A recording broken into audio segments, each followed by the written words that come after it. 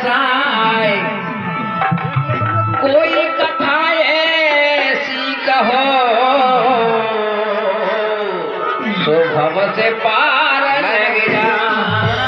महाराज इस कल काल में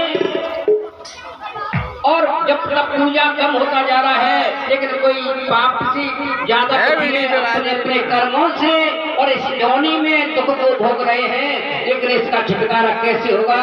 क्यों? कि समय नहीं है। कलयुग में मनुष्य के पास समय नहीं है। कोई ऐसी कथा भक्ति भरी ज्ञान भरी आप कथा कहिए जिससे सुनकर के थोड़े समय में ही मनुष्य का कल्याण हो जाए, जीव का कल्याण हो जाए। जब इतनी कही सूत जी कहने लगे, अहो आपने तो ऐसा प्रश्न किया है, आपकी वाणी सुनकर के मेरा आज कंठ हृदय मेरा गदगद हो गया। क्यों? आपने अपने लिए नहीं प्रश्न किया, ये आपने सभी जीवों के लिए किया है। तो आज कहने लगे क्या? कि देखो सबसे बढ़िया मैं एक ही बात बताता हूँ क्या। आज श्रीमद् भागवत का श्लोक कह रहा है, मासा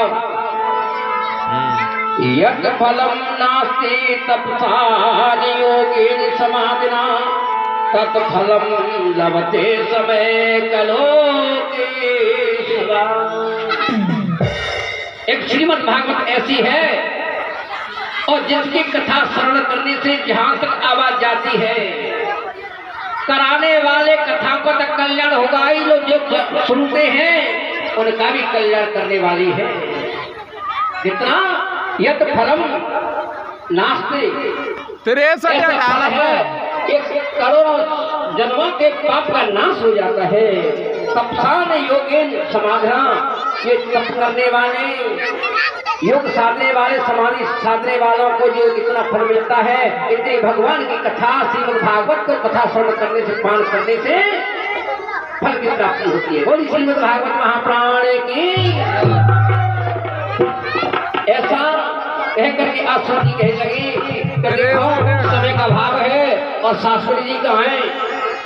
ज्ञान कृष्ण शास्त्री जी, समय का भाव है। और एक कीर्तन की ओर चल रहे हैं और समय का भाव है। शास्त्री जी तो 2 मिनट सभी कीर्तन बोलेंगे और जितने भी भक्त हैं वो सभी आरती के लिए आ जाए।